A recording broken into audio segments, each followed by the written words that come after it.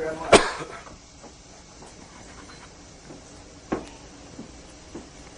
Yeah, you want to wipe your face or anything? No, fine. You got it? Okay. You all right, Robin? Mm-hmm. Robert, you set? Yes, I am. Scott, you're set? Yes. Bill, you ready? Yep.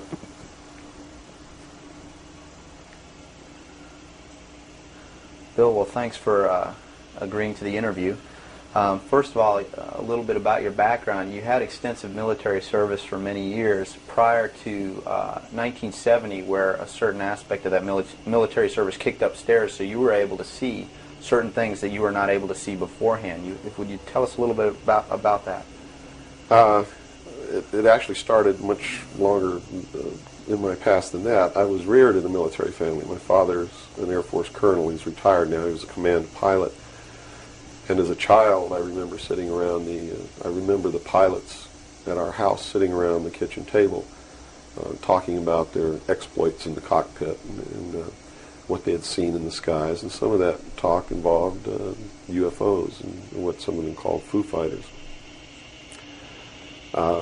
And I traveled all over the world, lived on military bases for most of my life. I was really an indoctrinated individual, you might say. I was as establishment as you could get, as gung-ho, pro-government, pro-America, pro-military. And that's why I went into the military, because that had been so much of my life. I went into the Air Force. I was in the Strategic Air Command for 4 years as an aircraft and missile hydraulic technician, which is, I worked on the pneumatic and hydraulic systems of B-52 bombers, KC-135 aircraft, and Minuteman missiles. I had a secret security clearance. That's where I saw my first atomic bomb. I mean, we worked around on these planes, especially the ones on the alert pad, were always loaded, ready to go drop these bombs at a moment's notice. But while I was in the Air Force, I met sergeants, men who were older than me, and had been in the Air Force for quite a while, told me that they had participated in projects that had recovered crashed extraterrestrial craft, what you call UFOs. And they never told these stories unless they'd had quite a bit to drink. So I never really believed it. I thought, well, these guys are running a scam on me, you know, even though I'd heard about these things when I was a kid. I just still didn't believe in them. They're just so far out in left field. It's not something that you really give any serious thought to until something personal happens, which came later. While I left the Air Force, I went into the Navy, which is really where I wanted to be in the first place. I'd always had this tremendous feeling and connection with the ocean. I was an excellent swimmer, but I had a problem as a child. I had chronic motion sickness. If I got in a car and we went on a long trip, I got deathly ill, and same with boats or anything. I couldn't ride on the things at the carnival that went around and round because it just made me tremendously ill. But I decided after I had gone through the Air Force experience that sick or not, you know, I was going to go in the Navy because that's really what I had wanted to do. So I did. Volunteered for submarine duty and was assigned to the USS Tyru, SS-416, which was a diesel-electric boat, World War II type, that had been reconfigured. When I went on board the boat, it was in the dry dock at Pearl Harbor Naval Shipyard and had literally been cut in half. They put in a 12-foot sonar section and then 3 domes on the deck for triangulating targets using sonar. And this was really one of the most up-to-date electronically submarines that we had. Wasn't a nuclear submarine, but as far as the ability to approach, get close to a target and destroy it, it had a better capacity to do that than any other boat that we had. While we were on a transit from the Portland-Seattle area on the surface, I actually saw, I was the port lookout, and I saw the most incredible thing that I think I've ever seen in my life. And it had such a profound effect upon my view of the universe and the world that we live in that I wish everybody could experience this. I saw come up out of the ocean, from beneath the surface of the sea, a huge disc-shaped craft about the size of a Midway-class aircraft carrier, which is tremendous in size. Even though that's one of our smallest carriers, or was then, it's still a huge, tremendously big object. Came up out of the ocean and rose into the air and tumbled on its axis and went up into the clouds, and I was awestruck, dumbstruck. And I mean dumbstruck, literally. I could not utter a sound.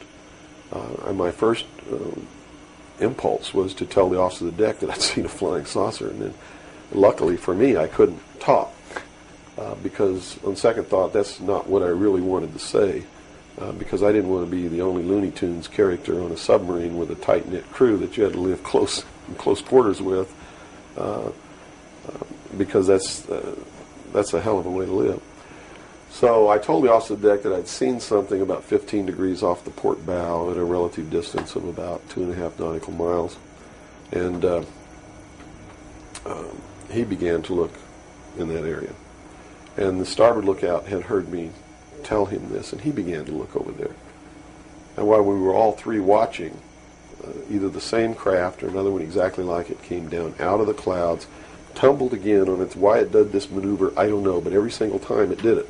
It's like it came down in this attitude, and then it flipped over, and then entered the water. And the water just appeared to open up in front of it. It's just like the account in the Bible about the parting of the Red Sea.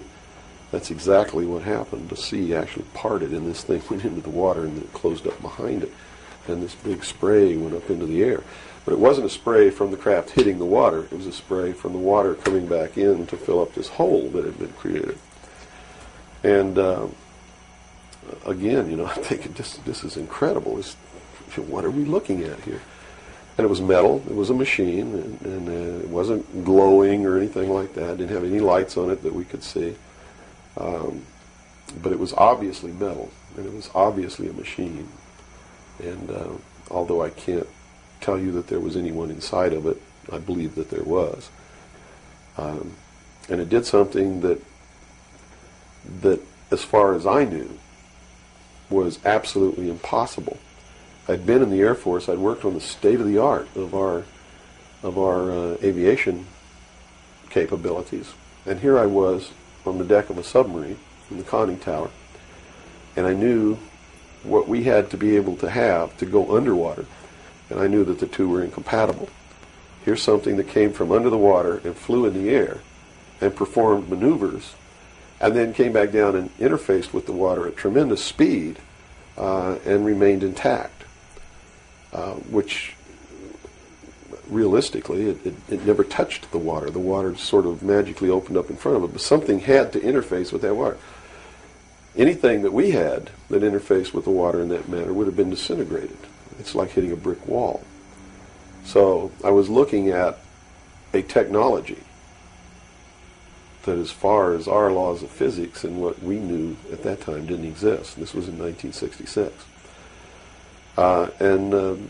Ensign Ball was as shocked as I was.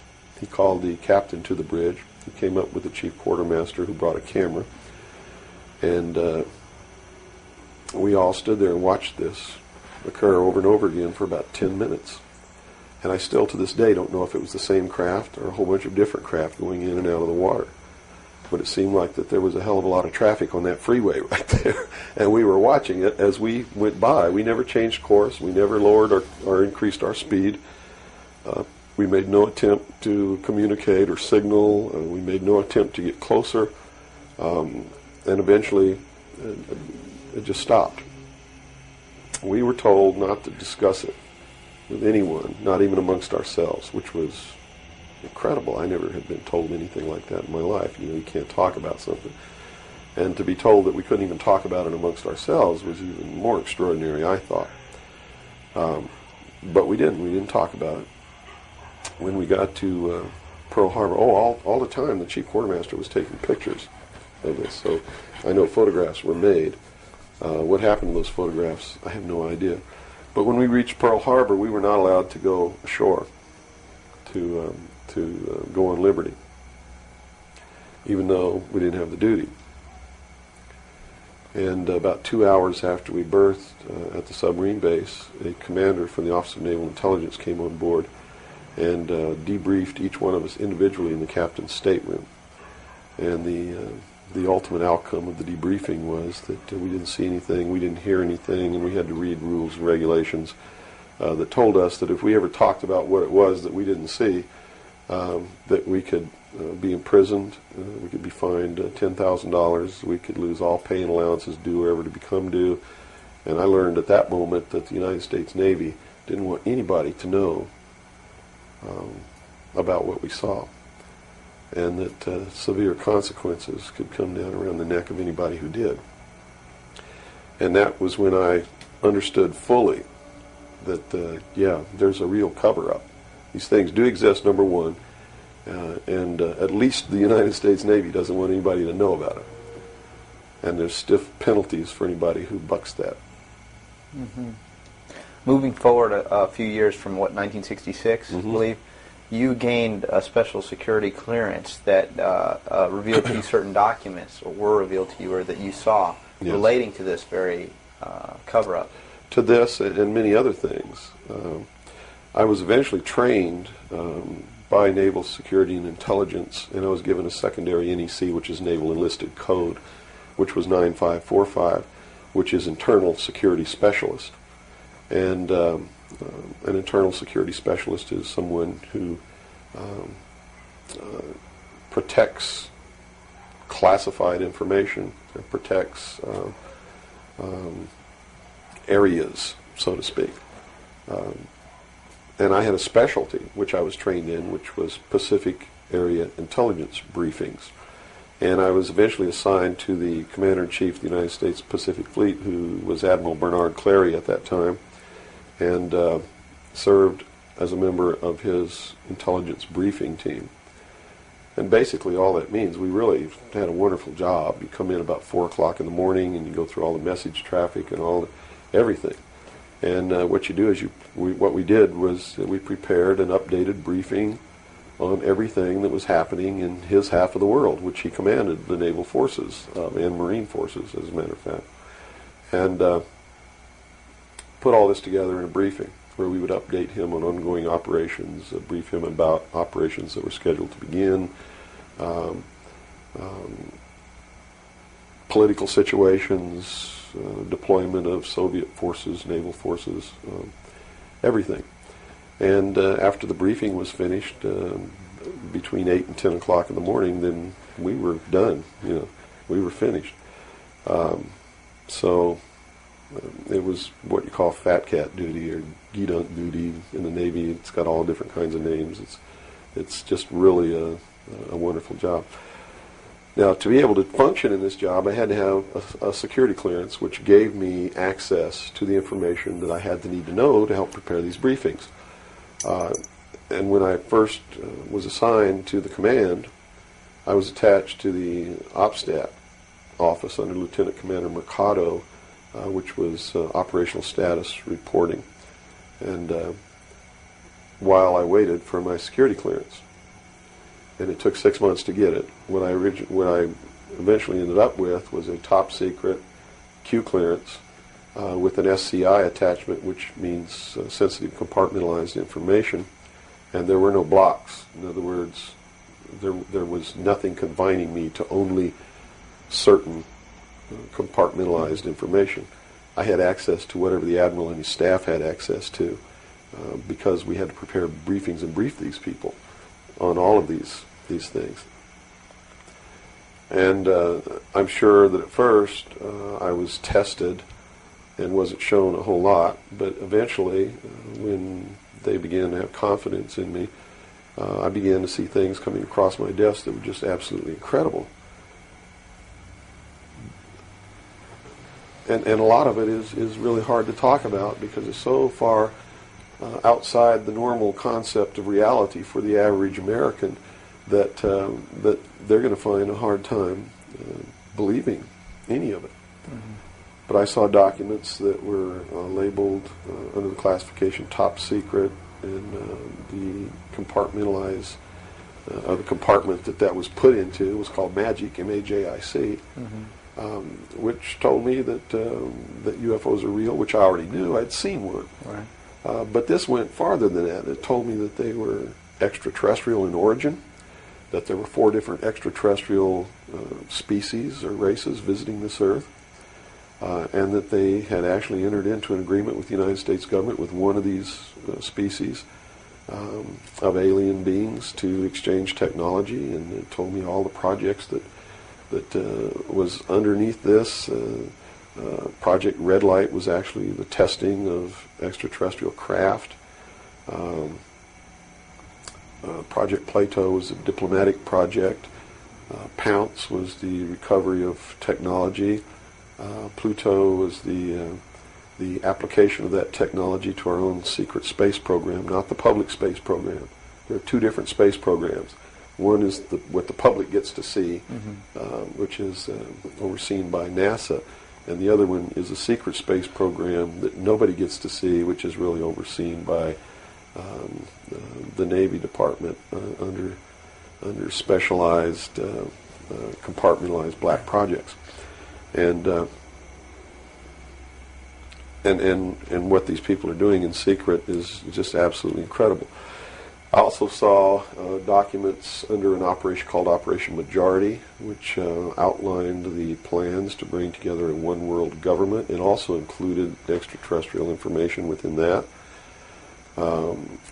Project Grudge, which was the second project. First was Sign, and then Project Grudge, which contained all of the extraterrestrial information up to a certain point. I forget the year cutoff. And then it was contained after that in another project called Project Aquarius, which was the accumulation of the whole history of alien interaction on planet Earth. But I have to say at this point that I don't know if those documents were really telling the truth or not.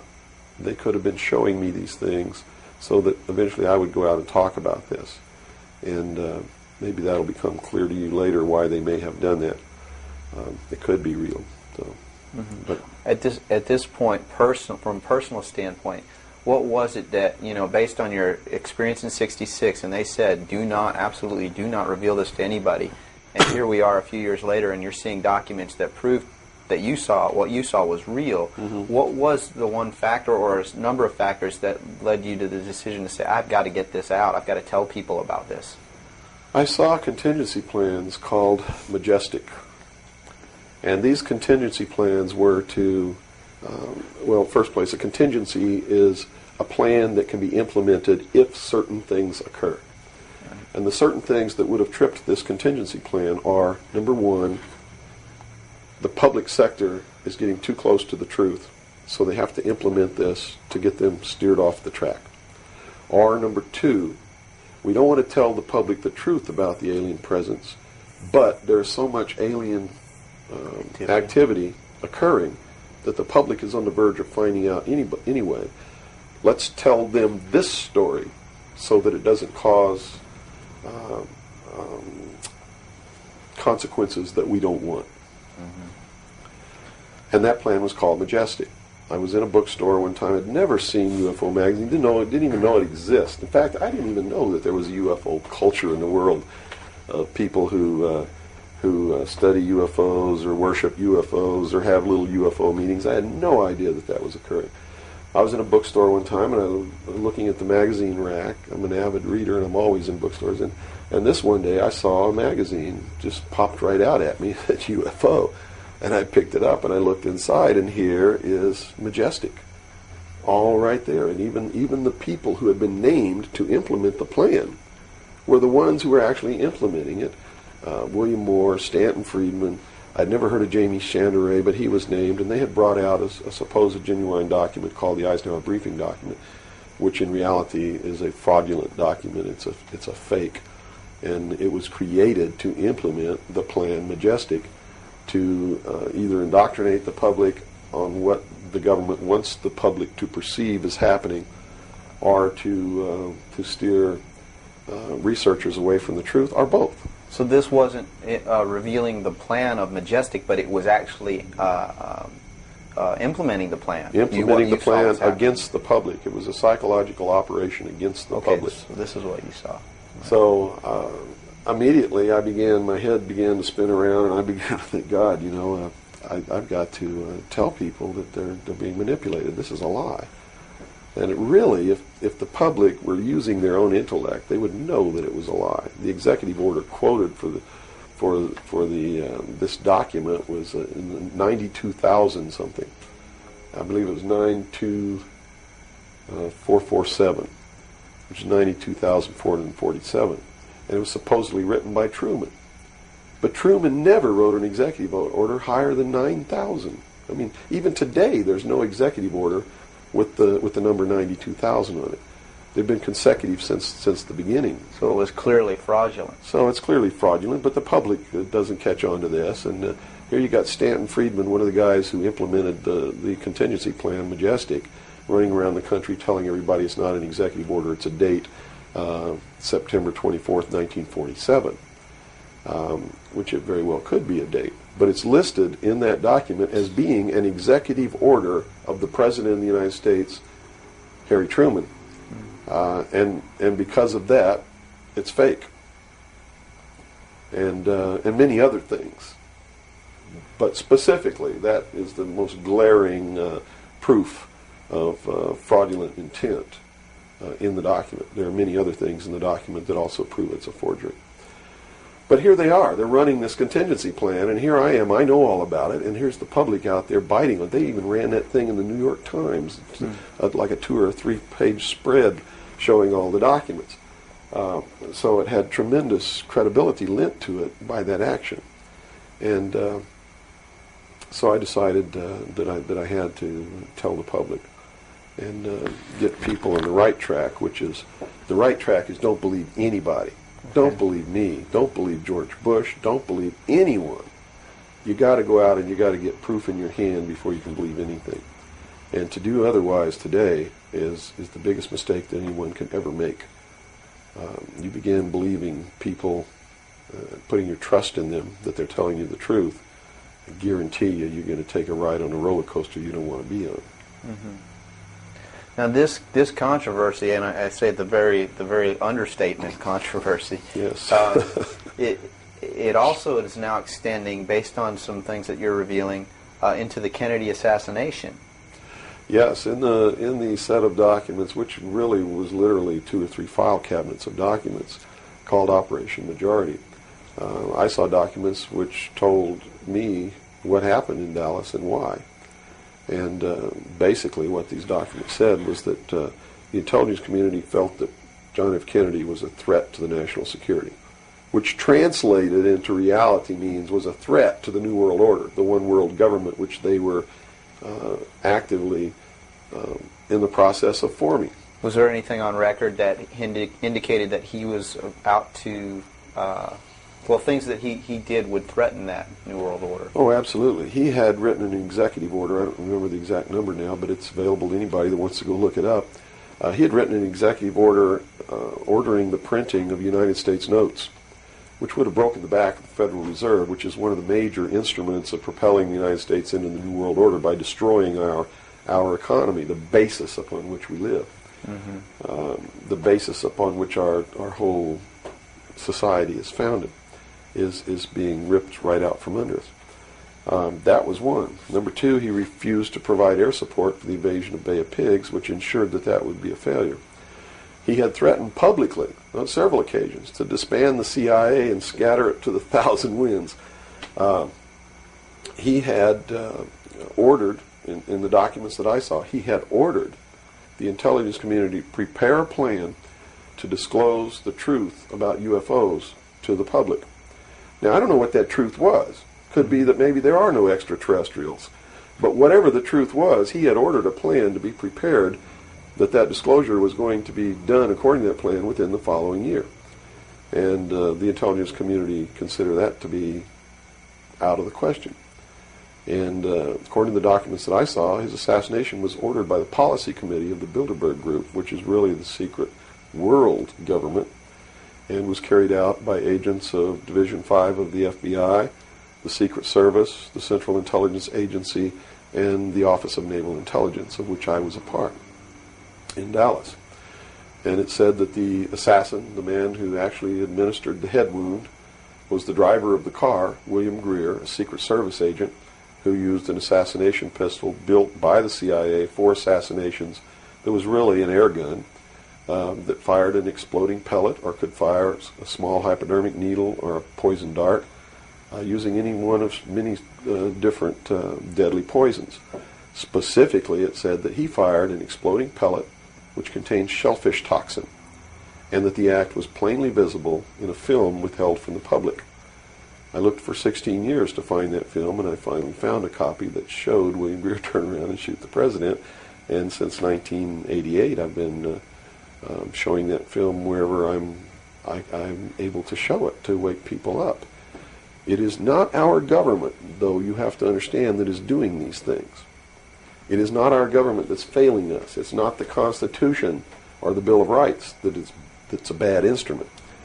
It is a group of men who belong to secret societies who have infiltrated our society and our government at all levels and are destroying it and subverting it from within.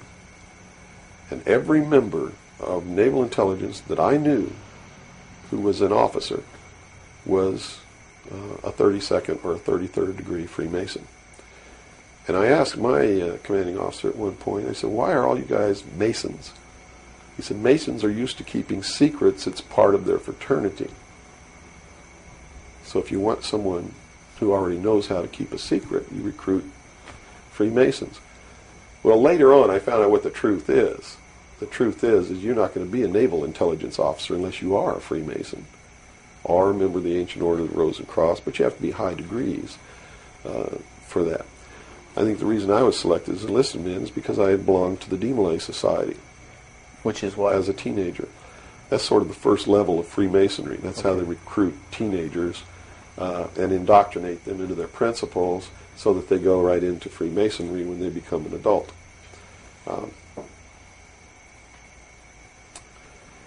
So basically that's the story. Yeah. Okay.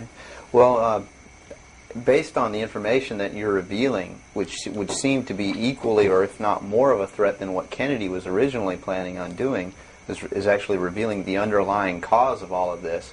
Why is it that you are here today, or how is it that you are here today and you're not, conveniently taken away and put in a padded cell somewhere so that you can't speak of these things? Well, I really don't know the true answer to that question, because you would have to ask them to find out why they haven't done anything.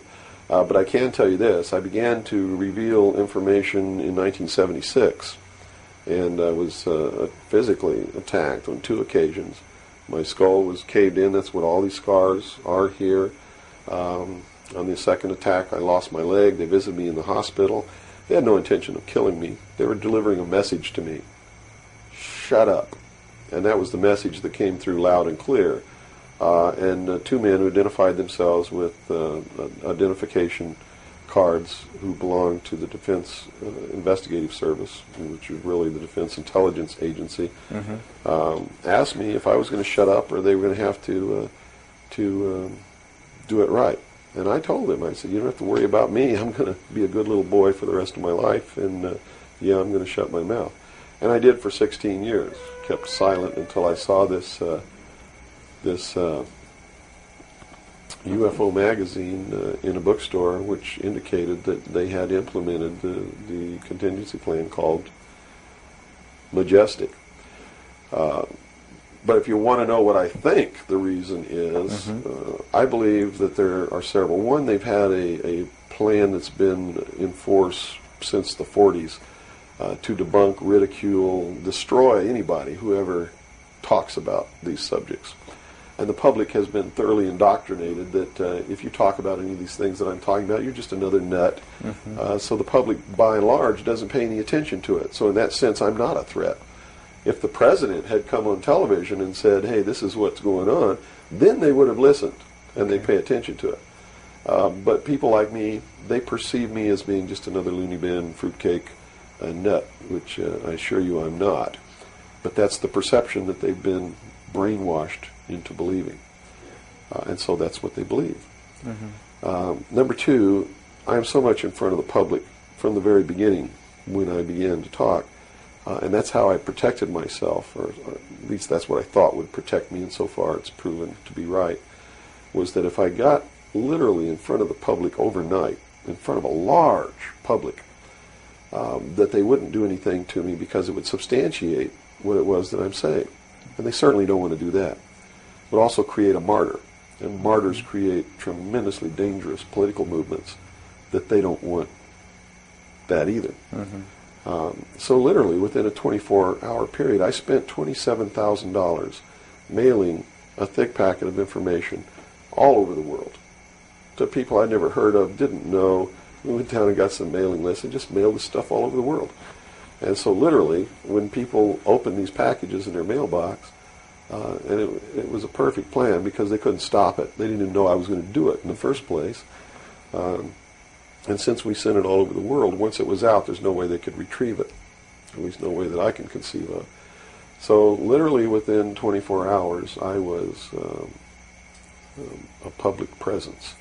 And people were asking all over the world, who's Bill Cooper? Is this true? Look what I got in the mail. And just literally flipped the world over on its ear. And I've been in front of the public ever since.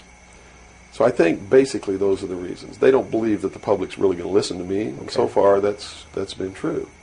There is a small group of people all over the world who are awakening, who are beginning to understand that they've been living their life in fantasy land, and who are actively seeking the truth. But by and large, when the secret power structure says, as I've put in the first chapter of my book, right out of one of their own technical manuals, that a nation or world of people who do not use their intelligence are no better than animals who do not have intelligence, and thus are stakes on the table by choice and consent. They're absolutely right about the majority of people. It's one of the things that has been an illumination to me, is that they're not always wrong. And many of their goals are the right goals, but the method that they're using to reach that goal is the wrong method. In other words, if you set out to create a perfect world where there will never be any more killing, but to reach that point, you kill 2 billion people, you have become what you're trying to avoid. Right. And it can't happen that way. If you want to create a world of peace, it has to be done by peaceful methods. Means.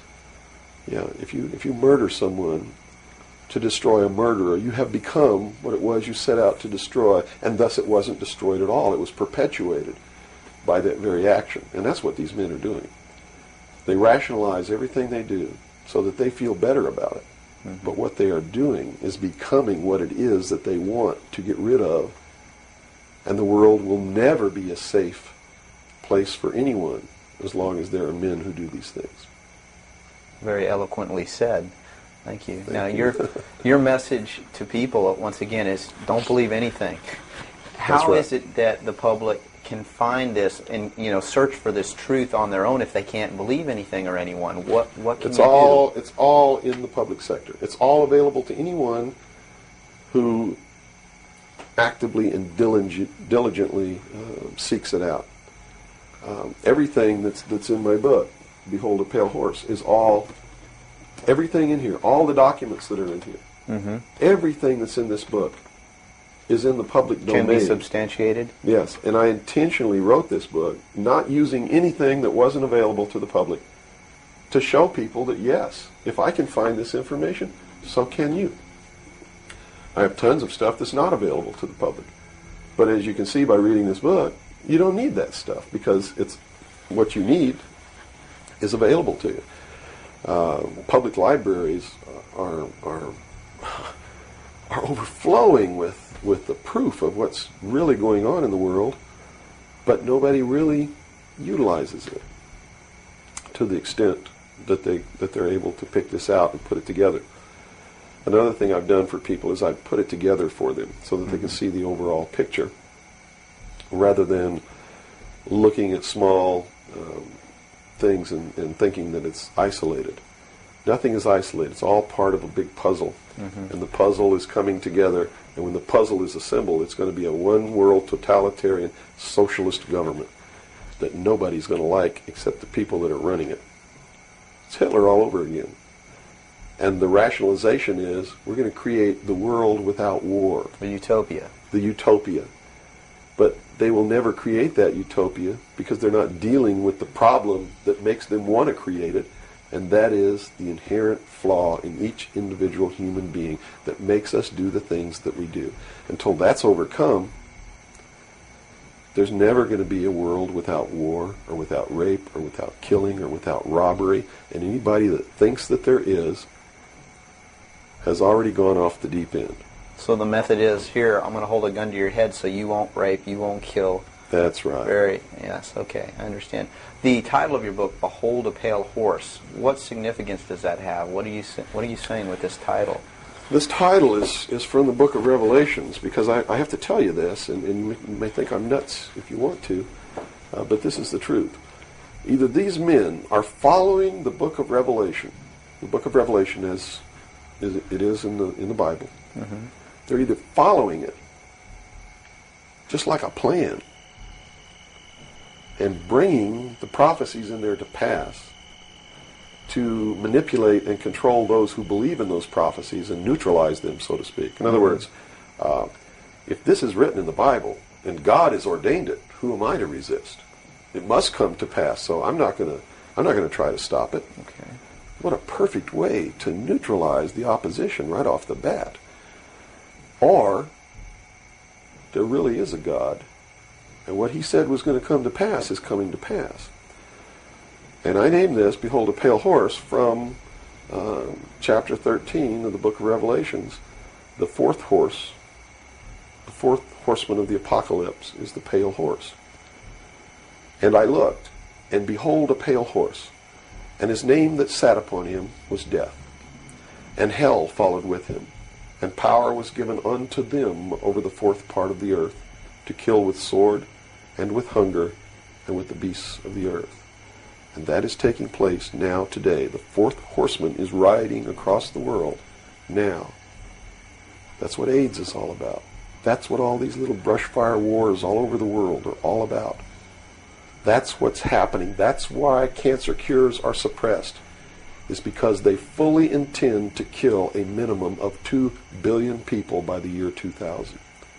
AIDS is an invention of man. It is not a natural disease, and it has been implemented and placed into the population as a population control. And when they did it, they had the cure before they did it. And when they deem that enough people have died or been killed, they will say, we have a cure for AIDS. And everybody will be called to report to some place to get an inoculation, which is going to do two things. One, it's going to stop AIDS in its tracks, and number two, it's going to implant a device which will be able to be used to track each individual person, and maybe even to control those people. And that's what the pet implant program is all about. It's not about finding lost pets. They don't give a damn about pets, and they would never put a satellite in orbit to find a lost pet, but yet there's a satellite up there that they're using to find pets that have been implanted with these devices. They're testing this program on pets that's going to be used in human beings. And in the Los Angeles Times in 1989, they ran an article. It was 10 forecasts for the coming decade, was the title of the article. I have a copy of it in my research center. And number 5, I believe it was number 5, in those 10 forecasts for the coming decade was chemical or electronic implants to control individual behavior on a 24-hour basis, unquote. So it's not hidden at all. It's there for anybody who wants to look. But nobody's looking. Nobody's looking. They believe, and I believe that they're right, that the biggest danger to mankind right now is man himself, population. A study in 1957 told them that by 1990 the world population would double. In 33 years. Can you imagine that? The world population of human beings doubled in 33 years. And they knew that it's an exponential doubling throughout history. Every time it's doubled, the interval has gotten shorter. So that was 33 years. The next doubling will take place in approximately 28 years. The next one after that, approximately 24 years. Can you imagine if the world population doubles again in 28 years from 1990? In other words, in the year 2018, the world population doubles. And we're having problems with food supplies and timber and clean water and clean air now. And then after that, it doubles again in another 24 years. That's why they created AIDS.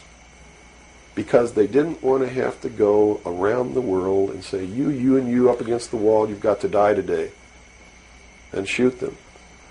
They did it in a manner to where they could target what they consider to be undesirable populations. And I want to be very clear that I don't agree with them on this. They specifically targeted blacks, Hispanics, and homosexuals for complete eradication. And AIDS is really going through those populations, and it's really doing a number on blacks, Hispanics, and homosexuals. That theory has made news. I've heard that before, and this it's been isn't a debunked theory. very clear by the public, saying, "Oh, that's ridiculous." But you're saying that that may indeed be the case. It's not ridiculous. I actually saw this in documents, and the project name was Project Naomi. MK Naomi was the name of it. It was a CIA project. The AIDS, whatever causes AIDS, whatever that turns out to be, according to those documents, was developed at Fort Detrick, Maryland, under a CIA project called MK Naomi. It was financed by $10 million for the Department of the Army's biological warfare programs. It was carried out, supervised by the CIA, carried out by scientists who worked for the Special Operations Division of the Department of Defense. And it's doing its job. And would you assume if AIDS doesn't work, there's a contingency plan for that even? Well, I think that they have other things out there working concurrently. One thing I've learned about these men is they don't just do one thing.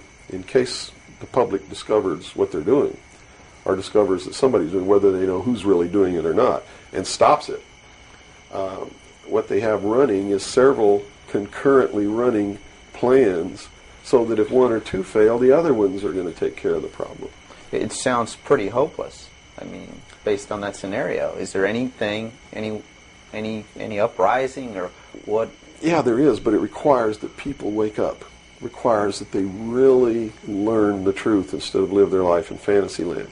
You see, because nothing can exist without the consent of the people. Unless they buy it, it's not going to happen.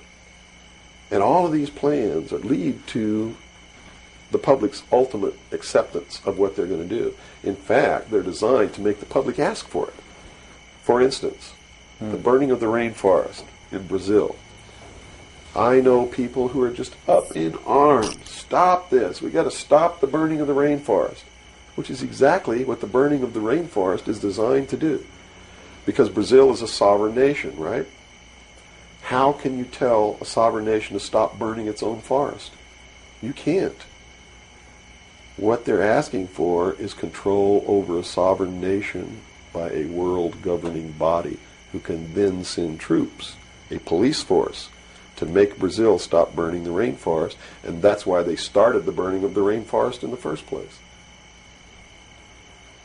You see, they went down there and they built a road across the Amazon jungle that went nowhere. There was no reason for this road to be built. There was no place to go. It doesn't go from here to a city on the other side. It just goes across the jungle and ends. And they built this road on purpose because they knew that most of the people in Brazil are so dirt poor that they would see this road as the answer to their prayers.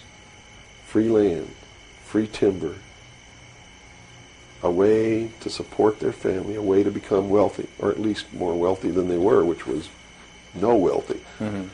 And that's exactly what happened. Millions of people headed out down this road and staked out some land and burned the forest and tried to grow crops. And they found that rainforest is no good for growing crops. It'll grow one crop, and then you got to go burn more trees and plant another crop because the soil is poor. And that's what's happening. Mm-hmm. And that's why the forest is being burned. And it was done intentionally to create the scream of stop burning the rainforest so that then they could offer the solution.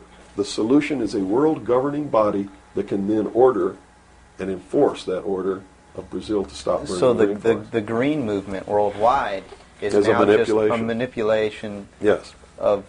Now it's been proposed time and again too that big business is behind things like this, and that would represent a capitalist approach. But what you're saying is we're heading toward a socialist approach based on this scenario. You have to understand the difference between capitalism, socialism, communism, what all of these things really mean. You have to understand what the difference is between right wing and left wing. People, they use these phrases all the time, and they don't even know what these things mean. And it's just incredible to me to hear a socialist calling someone else a Nazi. Because Nazi means National Socialism. So here's a socialist calling a right-wing guy a Nazi, when what he should be calling the right-wing guy is anarchist. People on the right want no control. They're really anarchists.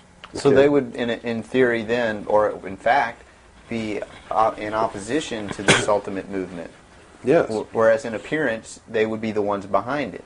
Well, when you have a misunderstanding of what the terms mean, yes. Okay. Right wing, on the far right, is total anarchy. They don't want anybody controlling anything that they do, and they believe that people are responsible enough that the world can exist without government, Okay.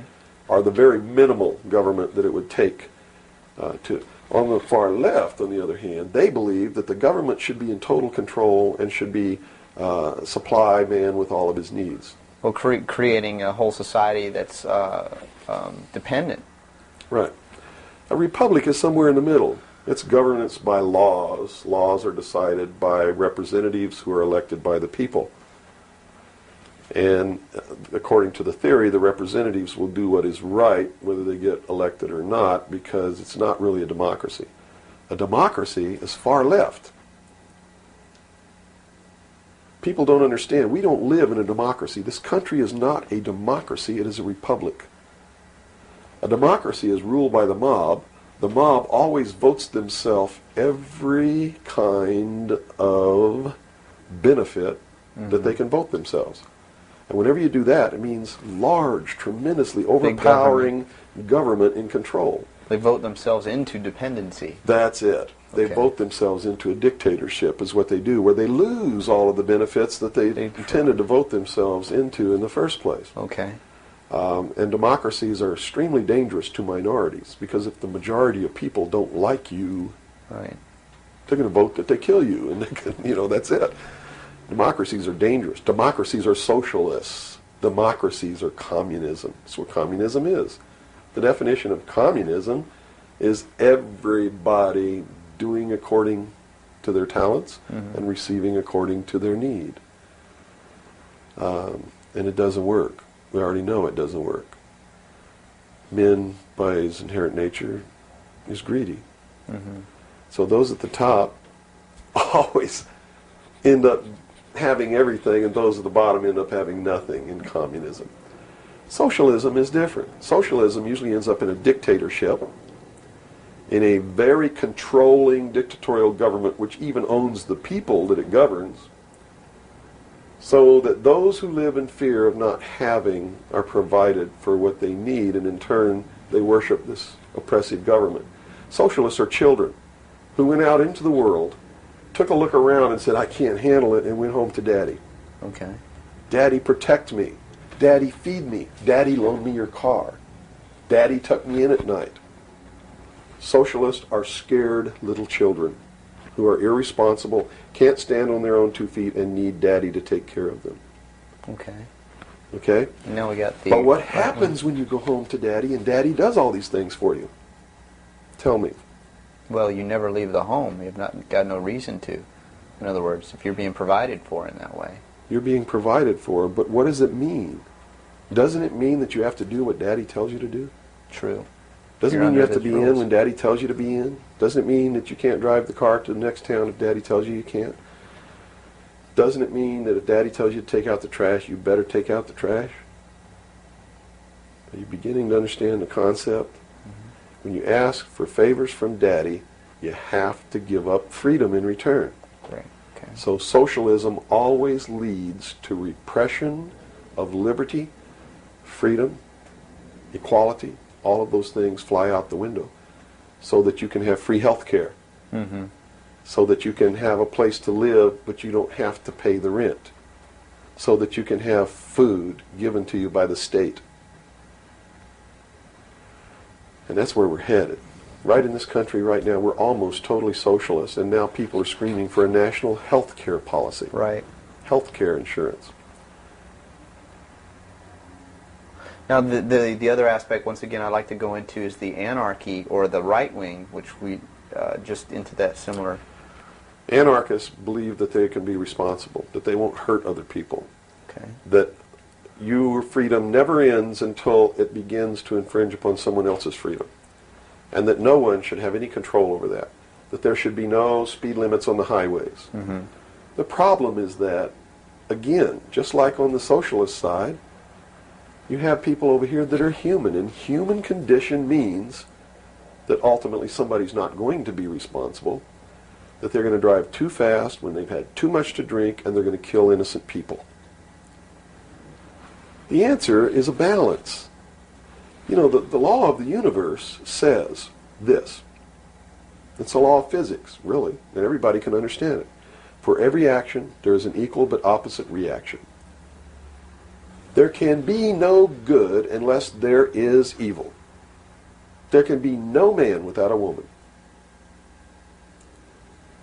You understand the concept? Based on that, the theory of a utopia here on Earth is corrupt right away. Absolutely. It goes against the laws of physics. It goes against the law of the universe that there must be two opposing forces all the time in every instance, because that's what makes the universe work. Mm-hmm. That's what makes everything work. What we need to do is stop trying to go way over here and establish some utopia of freedoms, or way over here to establish some repression of freedom so that we make sure that we got something on the table to eat. Mm-hmm. And strike a balance between the two that works. And stop withholding information.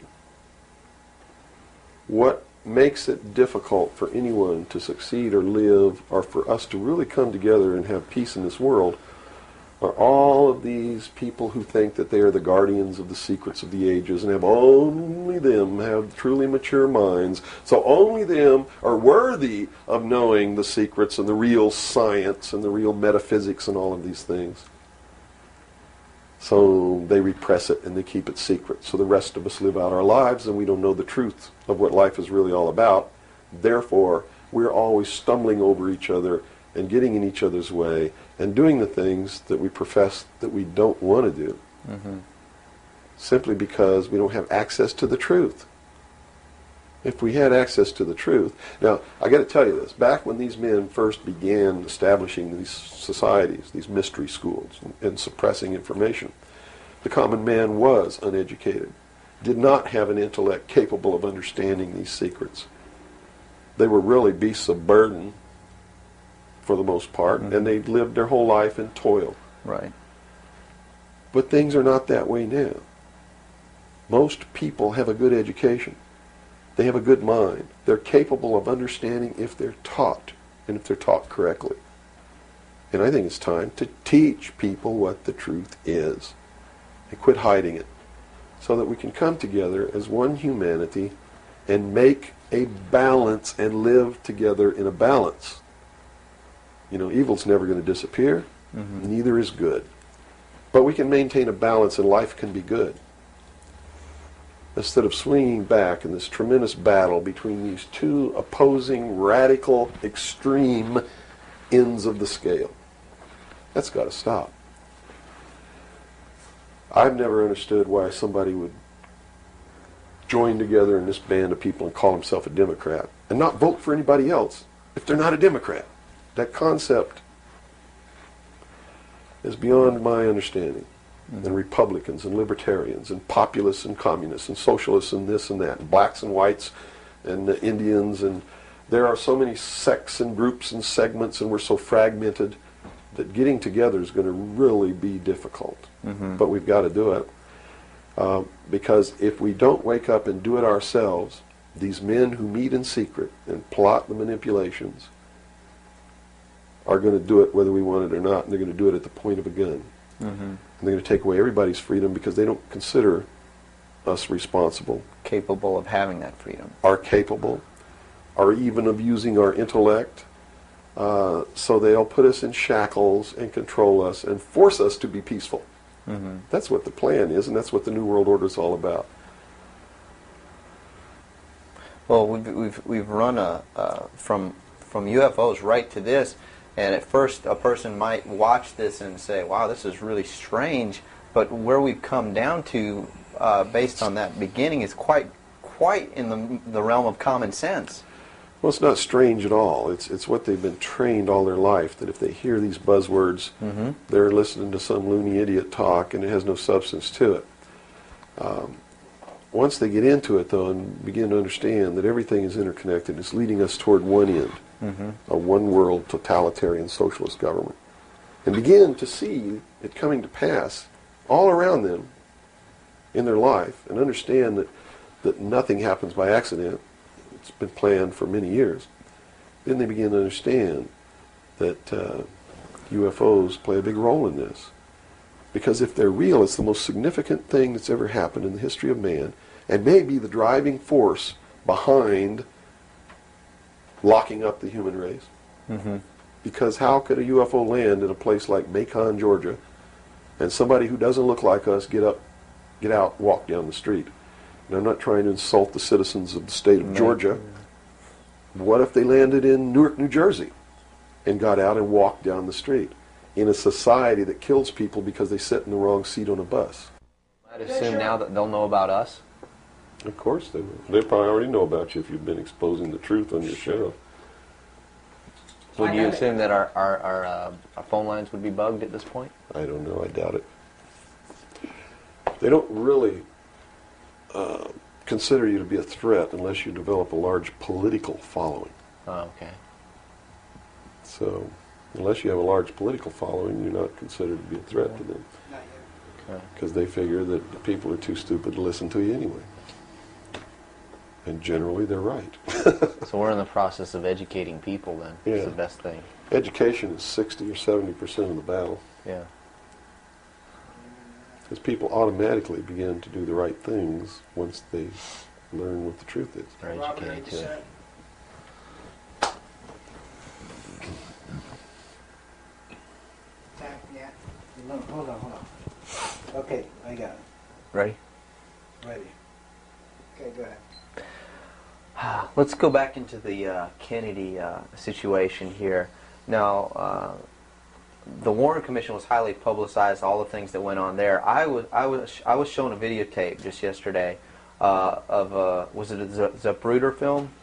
It is the Zapruder film. Okay, and it clearly showed to me that a number of things. One in which that the film was obviously tampered with. Absolutely. but not tampered with to the point where I couldn't tell that the driver of the limousine was pulling a gun, or what appeared to look like a gun, around his shoulder and shooting President Kennedy in the head. That caused his head to snap back. Did the Warren Commission see this? It seems so. The Warren Commission never looked at the Zapruder film, ever. So they never saw it. Now, I don't know who testified during the Warren Commission about the Zapruder film, if anybody did. But I do know that later at the investigations of the House Select Committee on Assassinations, that a man was specifically hired as an expert witness to view the Zapruder film and tell the committee what it showed. And that man's name is Robert Groden. He wrote High Treason, which is a bestseller out now on the Kennedy assassination. And he was one of the many so-called technical experts for the making of Oliver Stone's film called JFK. He's also a fake, a fraud, a traitor, a liar.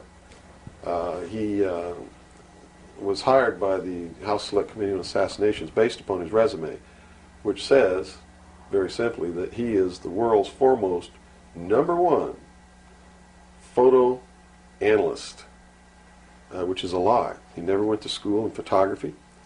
He never was a photographer. He never was a photo analyst. And I got to tell you right now, that the world's #1 foremost photo analysts are all come out of the military intelligence community, who are trained to interpret high altitude photography and learn what really is there. He never served in that capacity either. He looked at the Zapruder film and he told Congress, he told the committee in testimony, he testified, both in written and in verbal form, that William Greer never took his hands off the steering wheel. And that's a blatant lie. I mean, anybody can look at the Zapruder film and see that William Greer takes his hands off the steering wheel. And even if you couldn't see it, if they cut out the frames, you can still see that William Greer, if this were the seat of the car, is turned all the way around with his right side against the rear cushion of the front seat, looking directly at President Kennedy in this attitude, and it is a physical impossibility to have both hands on the wheel in that attitude. So we know that Robert Groden, #1, was not who he said he was, had no expertise to be doing the job that he was hired to do. #2, even if he had no expertise, it is plainly visible in the film that William Greer could not possibly have had both hands on the wheel. So we know that Robert Groden didn't make a mistake. We know that he intentionally lied to deceive Congress and thus the American people. And what's real strange about it is he's been very active in the research community, supposedly exposing the assassination of President Kennedy. But if you look what he does, he is constantly coming up with new theories, supposed new evidence, most of which is fake. And in his book now, High Treason, he makes a statement that Kennedy was probably hit from the front and the rear at the same time. His job is to keep the American people confused and propagate the lie that our government is no good, that it's our government who assassinated John F. Kennedy. And I'm here to tell you, it wasn't our government. It was the secret societies known as the Illuminati, the Knights Templar, the Freemasons, who assassinated John F. Kennedy. And the proof is right there for anybody who wants to see it. William Greer was a Freemason, #1. He was the Secret Service agent who shot Kennedy. #2, in Dealey Plaza, there's an obelisk, a monument commemorating the location of the first Masonic temple in the state of Texas. Dealey Plaza is on the 33rd parallel, which is one of the sacred numbers in Freemasonry. He was assassinated in a manner that assured the greatest flow of blood, which is called blood atonement, which was practiced by Freemasonry in the early days and supposedly is not practiced now. But in reality is the method of choice of execution, trial and execution by Freemasons. The Bilderberg group that orders his execution is the Supreme World Council of Freemasonry and consists of 39 permanent members, which is 3 times 13, which is also the exact number of men who signed the Constitution, 39. You see, our forefathers were also members of this secret group, and this country was founded to bring about the New World Order. And it's all in the Great Seal of the United States, which was, and that the design of the Great Seal was made law in 1782. It's just absolutely incredible that the American people don't understand that groups of men don't get together and meet in secret and take blood oaths which say that they can be cut open and their heart ripped out of their body and their intestines scattered over the floor if they talk about the secrets. That's not a benevolent fraternity. That's a dangerous group of men. Grown men don't play games like that. They're serious. It's the secret societies who are bringing about the New World Order. They're the ones who killed John F. Kennedy. There's nothing wrong with our Constitution or our Bill of Rights. But Americans are going to be convinced that our government sucks. And that's what all this stuff is all about. So at the beginning, the founders of this country actually did create what was I guess you could say, an above-board, good government basis for a good government. Yes. They gave us every tool to ensure the success. But it was an experiment, you see, because man had always claimed that he could rule himself, but had never been allowed to do that. Even in ancient Rome, they call it a democracy. The man didn't rule himself. He was ruled by other people who made man think he was ruling himself. But the truth was, a Roman centurion could march down the street and grab anybody they wanted to and make you do whatever they wanted to, or just execute you on the spot. And that was the truth of the matter. Those weren't free people. In the history of the world, there had never been a people who were truly free or who truly ruled themselves until the United States of America was created as a republic by which we ruled ourselves through elected representatives whom we sent to the State House, either in the states or to Congress, to do it. They also gave us every tool by which we would destroy ourselves if we weren't capable of doing it. The United States and France, the revolution in this country and the revolution in France, were created to bring about governments which would function as the antithesis to the kings and queens of the world and cause them to topple off their thrones. It also gave man a chance to prove once and for all whether he could rule himself or not. And if he could, fine.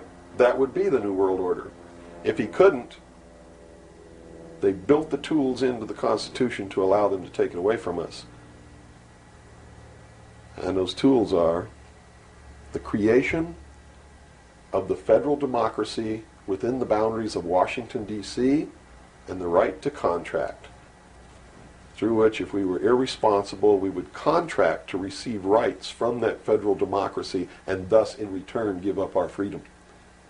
And that's exactly what's happening. It's exactly what we've done. John F. Kennedy was short-circuiting the New World Order. He had ordered the printing of constitutional money, United States notes, which would have destroyed the Federal Reserve, which is not an agency of the United States government. It's a private corporation owned and operated by the world bankers, controlled by the Illuminati. And its purpose was to destroy the middle class in this country and thus our economy, and throw us at the mercy of the New World Order. And we see this unfolding now. You see it unfolding now. You are seeing, and I predicted this well in advance, you are seeing the destruction of the economy of the United States. And it will continue. It will not get better. It's downhill from here on out. Unless we nationalize the Federal Reserve, lock up the criminals who own it, cancel the debt, which will then bankrupt the Illuminati, which is exactly what we ought to do, print constitutional money, which cannot be usurped, which cannot lead to our destruction, and go back to what we're supposed to do, and quit contracting for benefits. We're escaping from the laws of nature, and there's a terrible consequence for that. Mm-hmm. Terrible consequence. We have to function within the laws of nature. You can't contract for somebody else to keep you alive. You have to be responsible within your life to keep yourself alive. Mm-hmm. And if you can't do it, then you have to die. That's the law of nature. You see.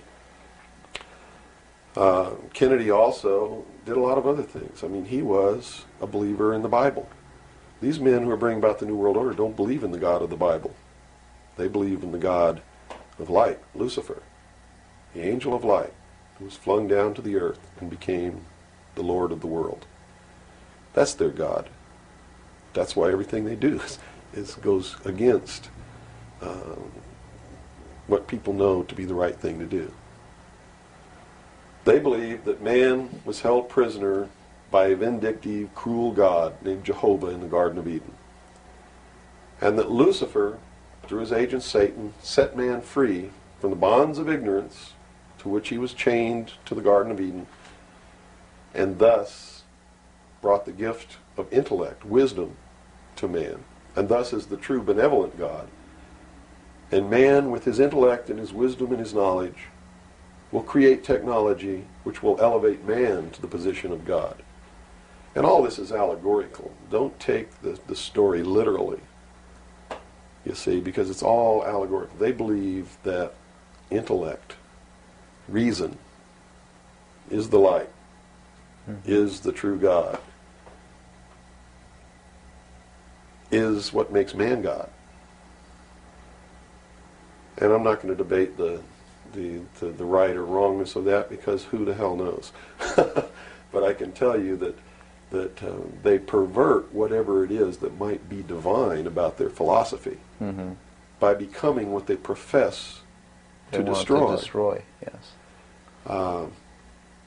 And so in their zeal to bring about the New World Order, They destroyed the political will of the nation when they assassinated John F. Kennedy, which has furthered their goals because it made a lot of people feel so helpless Right. that, God, if they can kill the president, who am I?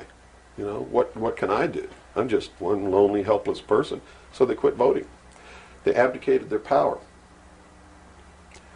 And, of course, through agents like Robert Groden and many others, Oliver Stone, they're being convinced that our government sucks, that our government is the problem, that the Constitution doesn't work, that the Bill of Rights aren't real. We're playing right into their hands, in other words. We're playing right into their hands because there's nothing wrong with the Constitution or the Bill of Rights or our government. It's the people. You see, it's been infiltrated, and from within, they are eating at the heart of this nation like a cancer, this secret society. They are destroying it. They are subverting it. Our Constitution has not been allowed to work since 1945 and maybe even earlier.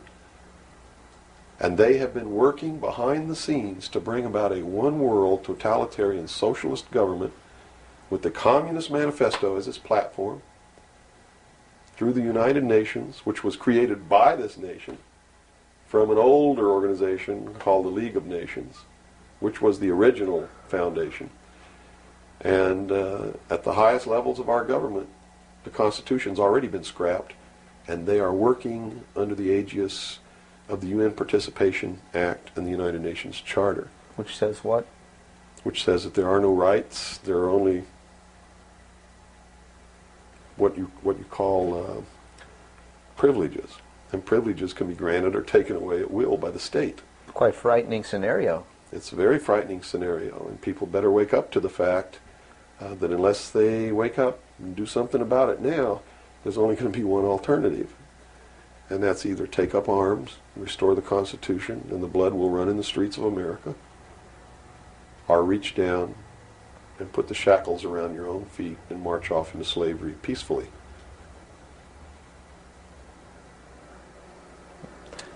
It's not going to be easy the coming years. Wow. Now, historically, this may or may not relate, but at least modern world, contemporary world history does not include the stories of Atlantis and Lemuria that go predate. How does that history, and why was that suppressed, or why is it still being suppressed? How might that affect what we are understanding is going on today, or is it related? Well, I'm not sure if a place called Atlantis or Lemuria ever existed or didn't exist. I don't really know. But I do know that the story that is told about the civilizations that lived there are something that we should listen to, because this whole scene may have played itself out before on this earth. And if you understand the theory, which I believe has been accepted as fact now, of continental drift, there may have been an Atlantis and a Lemuria, which had tremendously developed technologies and societies. And the same scenario that we're playing out now on this great stage called the world may have played itself out over and over again in the past for millennium. In my investigation of the mystery schools, the secret societies that are bringing all this about, that really control everything behind the scenes, I found that this is all about religion. And it's all about a recurring theme that is penetrated and is at the heart of every religion in the world. And that is a creator or a creatress who has a son that is sacrificed and then is resurrected and saves the world or saves humanity. It seems to be an archetype that is within us. And so that you don't go flipping out watching this tape. I'm a Christian. I believe in the teachings of Jesus Christ, even though it may turn out that he may have never lived. The scene, it doesn't matter. When you read his words, and you can go back through history and find these are the same words that were spoken by every Savior that there ever was, are the most beautiful, most profound, most affecting words that have ever been spoken on the face of this earth. And when I get down and almost get to a point of hopelessness, I just go read the Sermon on the Mount. And I come back up again. Because in the end, it's not going to matter whether Jesus ever lived or didn't live. The story is real, and it's within all of us. And it brings us to something within ourselves that is good. But these men don't look at that. They believe that the end justifies the means, that these stories are just stories, and that the real meaning behind it all is that man can transcend his animal state through the realization of intellect and the overcoming of all of his emotions and feelings and morals, guilt, all of these things. And I just can't go along with that because I believe it's our emotions that tell us when we're doing wrong. We feel it within ourselves. And a person without that capacity to feel when they're doing wrong becomes a sociopath, which is someone without a conscience who really believes that the end justifies the means and therefore has no pangs of conscience nor no reluctance to murder someone who gets in their way. Mm-hmm. And it's extremely dangerous. Now, do these people recognize the continuity of life? In other words, you have told me earlier that they're after physical immortality. They believe that through their technology, man will become God. With the power of reason, through technology, man will himself become God. They will engineer, just like Hitler wanted to do, the super race who will live forever. And the concept is the same, and the men behind it are the same as Hitler was. When they killed John F. Kennedy, it shows you what kind of men they are. Because they would not stop to kill anyone who gets in their way. And they've never stopped at it. Their goal, literally, to bring about the New World Order will be to kill approximately 2 billion people before the year 2000. AIDS is one method of doing this. There'll be many more. As they solidify their control, everyone will be given a choice. They'll be presented with a new world religion. They'll be told to renounce Christ, renounce Buddha, renounce Muhammad, join the New World Order, join the New World Religion. If they refuse, they'll be executed. Very simple. And it won't bother them a bit. In fact, according to their belief, they believe they'll be helping these people. And in reality, they will. Because those people will transcend this physical state while they're prisoned here living forever. I feel sorry for them because those of us who will eventually die will transcend the pain and the suffering that goes along with this world. Mm-hmm.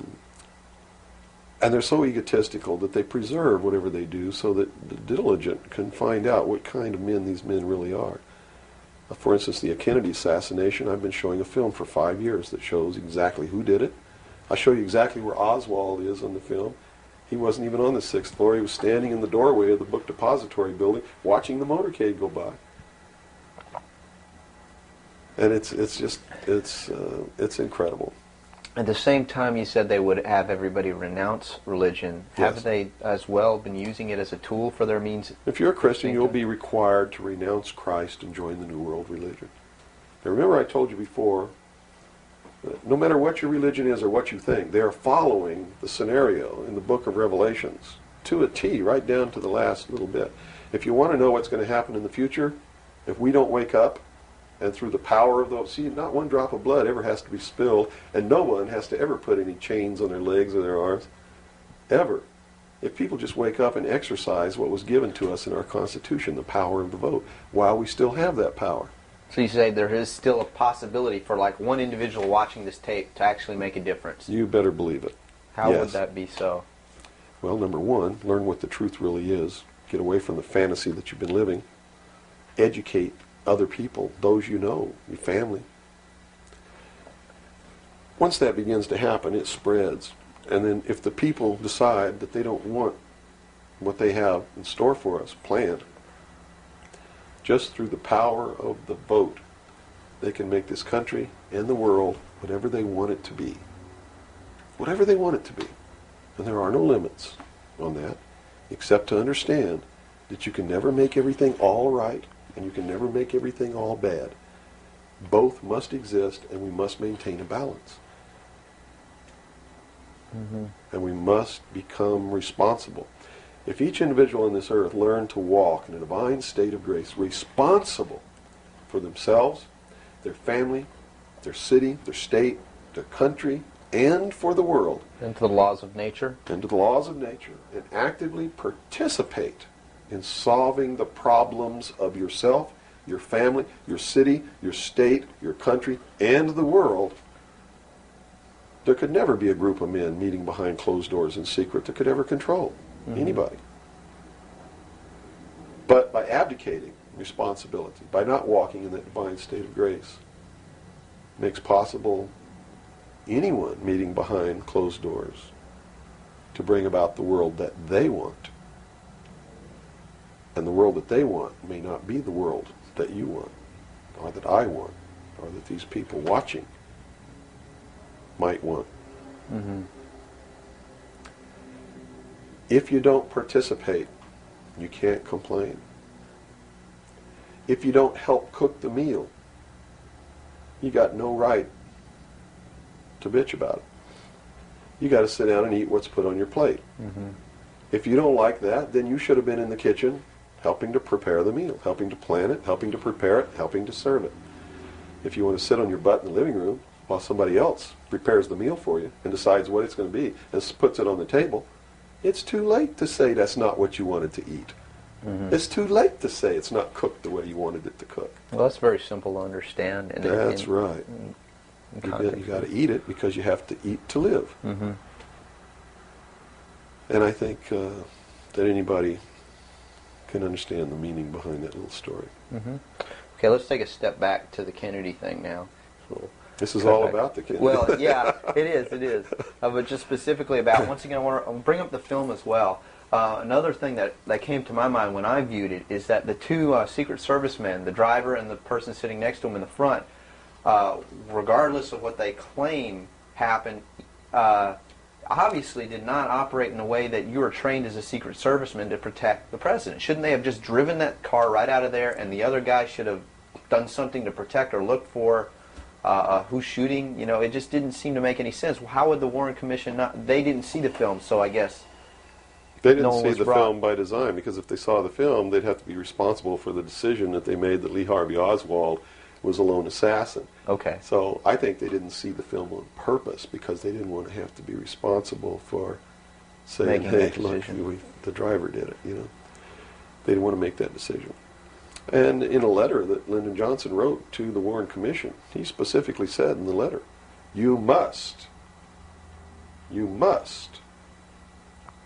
quickly identify Lee Harvey Oswald as acting alone with no conspiracy so that America can get back to business. Was Lyndon Johnson acting on behalf of the secret society, or was he concerned of course. with... He had to know all about it and approve of it because he was going to be the new president.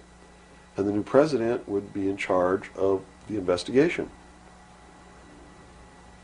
How high up a government official do you have to be before you're briefed of this, you know, the total of all the things that are going on, the reality behind them? Well, you have to understand that nobody exists on a high level in government who's opposed to the New World Order. Nobody. Our government has literally been infiltrated. And there's a cancer within our government destroying it, eating it, nibbling away at it, hacking off its limbs. And you said this started in 1945? 1945 was when the overt destruction began to occur, when Truman signed the UN Participation Act and the United Nations Treaty. It actually began long before that, when these secret societies began to infiltrate the government and appoint their members to important posts. Infiltration is easy. If one gets in, he can then appoint and hire others to replace people who are not members below him. So now we've had over almost 50 years of this going on. At least. I believe that it started back probably 1913, 1917, when the Federal Reserve Act was passed, when the Council on Foreign Relations became a reality in this country. And you can, by diligent research and study, you can see when it happened, where it happened, who did it, and how it was done. It's apparent. When they say there's no conspiracy, I mean, we talk about a conspiracy.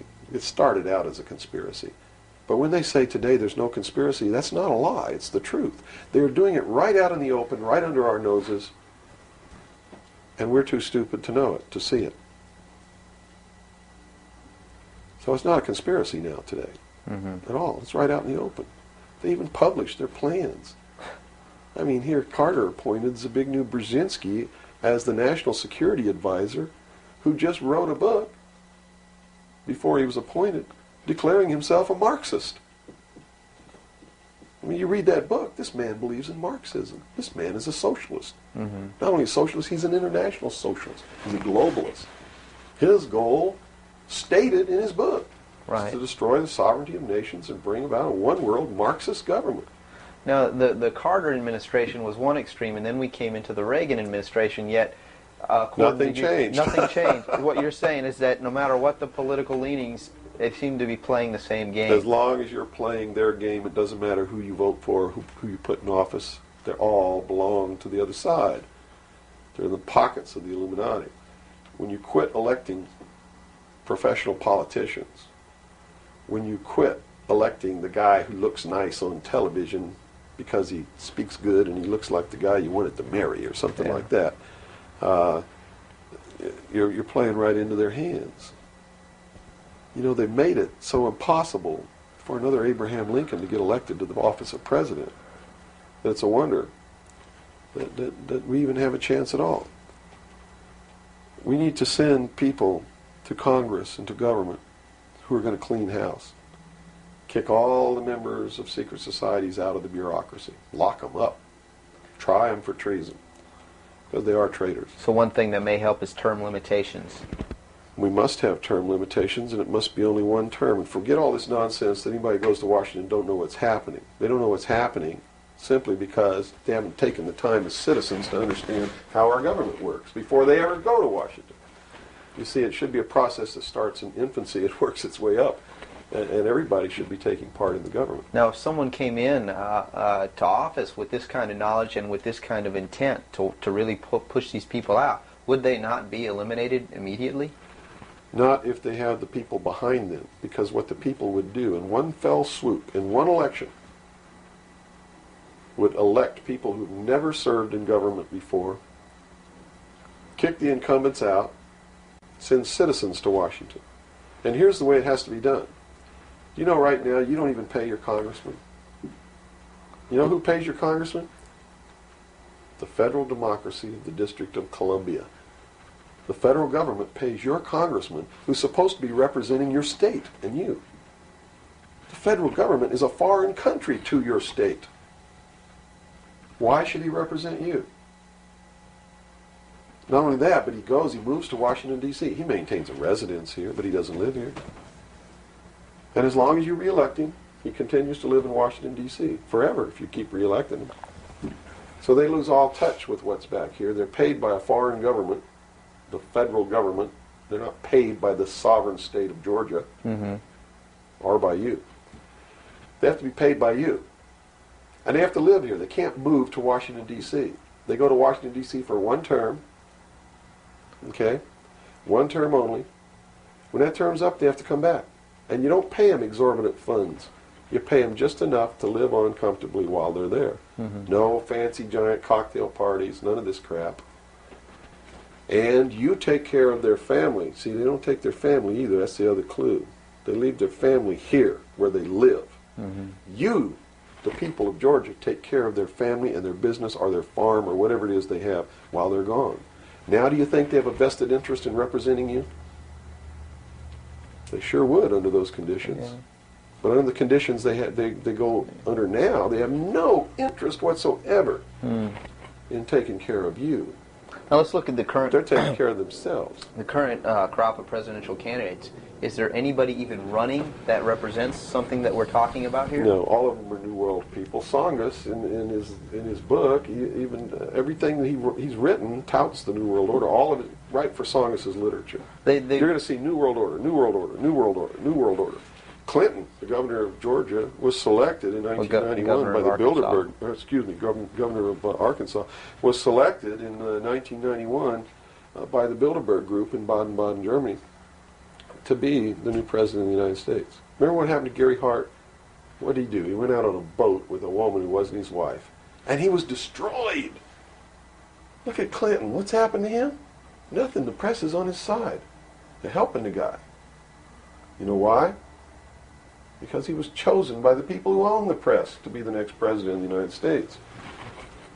Now, I don't know if he will be or not. That's up to the American people. Mm-hmm. But if they get their way, he will be.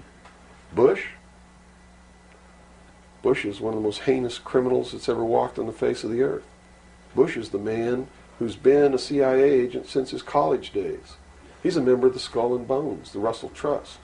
He was initiated in a casket with a ribbon tied around his genitalia, which symbolizes that he's a priest in the temple of Isis. A pagan, this guy.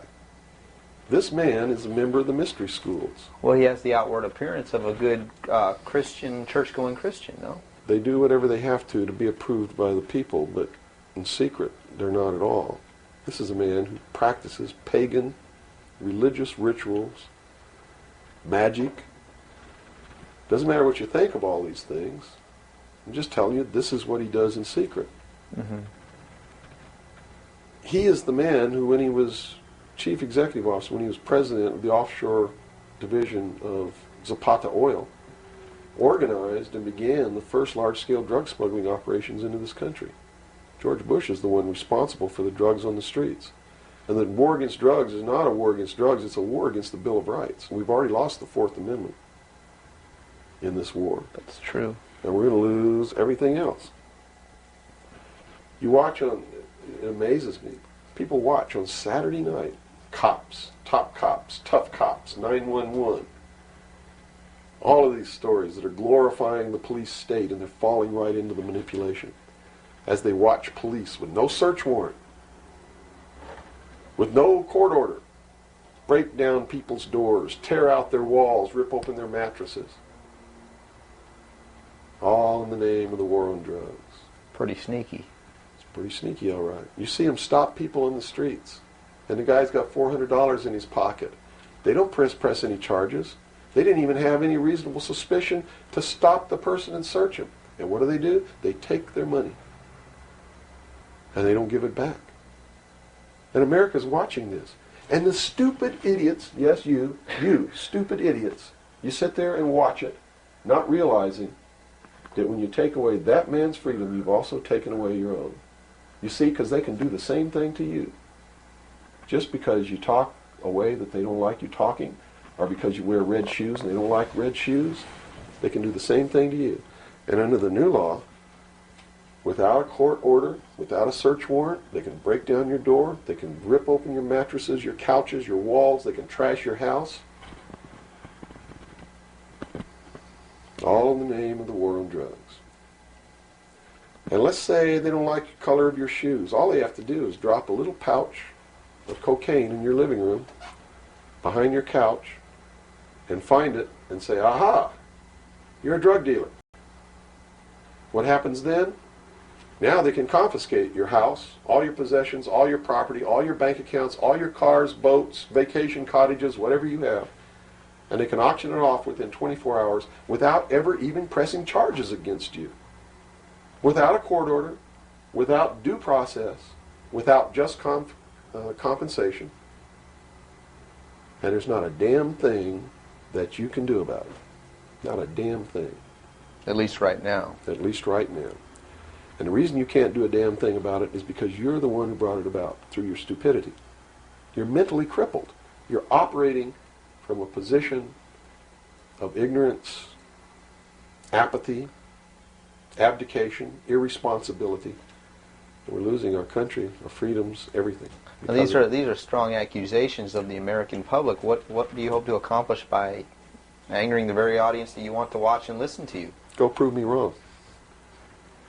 Go make me the idiot. In so doing, you're going to find out what the truth is, and maybe you'll wake your up. And if you do, maybe we can save our country. Because I don't really care at this point whether you get mad at me or not. My country's disappearing. My freedoms are disappearing. My daughter's going to live as a slave in the New World Order if you people don't wake up and help me. So, if I had a 2x4, literally, I would smack you upside the head with it. I don't care if you get mad at me. It's beyond that state. You know, I'm willing to put my life on the line. Why would I care if you get mad at me? Mm-hmm. You know? People say, well, don't you feel threatened? Don't you feel like your life is in danger? Are you kidding? You're the people who sent your sons and daughters to fight an illegal, immoral, unjustified war in the Middle East? And that didn't bother you a bit, that they might have got killed over there, and you're worried that I might get hurt or killed? Right here, really defending my country? Really fighting in defense of the Constitution? Right. You brought up the Persian Gulf War. That's something that's still on a lot of people's minds. Based on what you're saying, what was the reason for that war? They should feel really guilty. They should feel really bad about that. I mean, what about a Saddam Hussein that everyone seems to agree is you know, the evil man here, that we had the right to go in and punish, destroy, or whatever? Well, it's funny that the man who purported to want to destroy Saddam Hussein was the man who really built Saddam Hussein when he was in the Central Intelligence Agency. We have been building up Saddam Hussein's arsenal. His technology comes from us in the Soviet Union.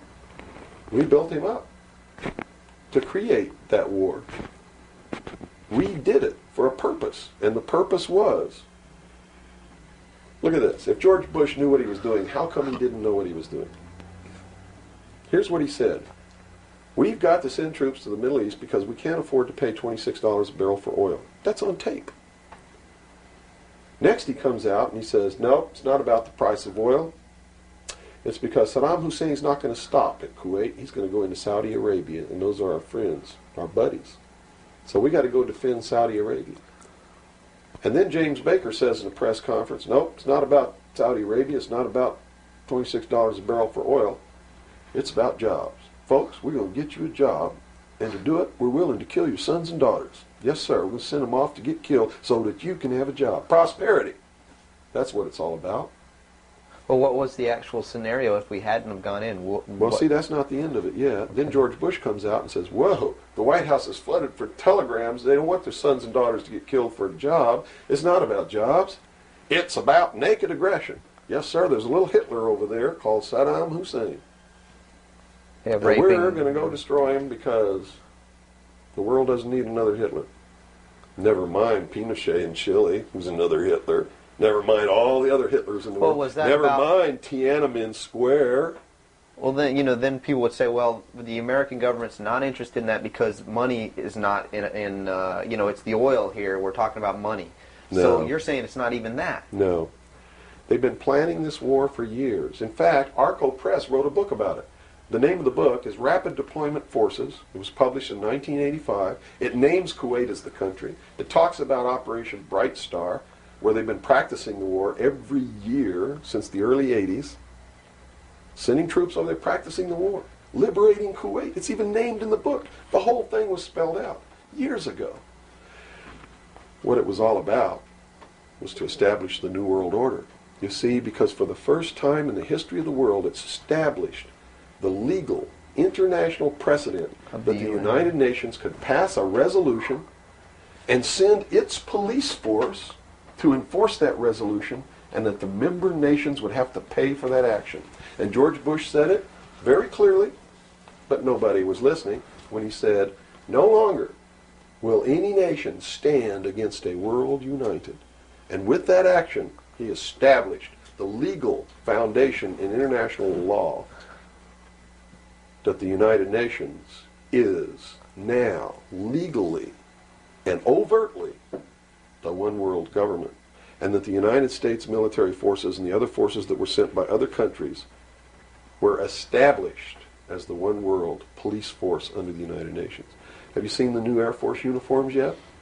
Nowhere on them does it say United States or U.S. They are United Nations uniforms. Go look at them. What role in the Middle East, again, does Israel play in this? Israel was created as the instrument to bring about the Battle of Armageddon and the fulfillment of prophecy, a war that will be so terrible, where nuclear weapons will be used, so that the American citizens and the other people in the world will get down on their knees and beg for no more war. And what is the answer to that? They're going to be told the only way we can guarantee no more war is if we destroy the sovereignty of nations and we come together as one humanity in a one world government. Right. Now I'm telling you, unless the American people wake up and stop it, starting in about 1996, the Battle of Armageddon will become a reality. Not because two nations got mad at each other and decided to fight, and that's why Saddam Hussein was not destroyed. He will be the instrument that will bring that to pass. Right. Yeah, they purposely did not go in and do that. Saddam Hussein will be portrayed as the Antichrist. Babylon is in Iraq. Read the book of Revelations. Whether you believe in the book or not, read it, because the men who are bringing this about are using it as their script. Well, the UN did indeed charter Israel as a sovereign nation. They were the ones who created this state. That is correct. It was really created by Great Britain and the United States, with the United States being the major